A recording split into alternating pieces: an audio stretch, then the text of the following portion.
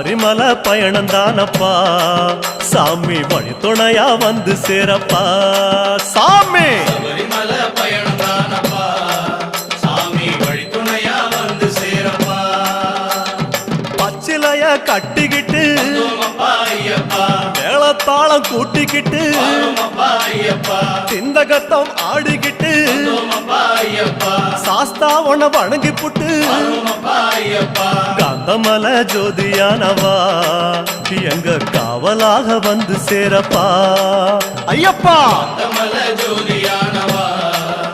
எங்க காவலாக வந்து சேரப்பா சன்னதியில் கட்டுங்கட்டி ஐயப்பா சபரிமலை காடு தேடி ஐயப்பா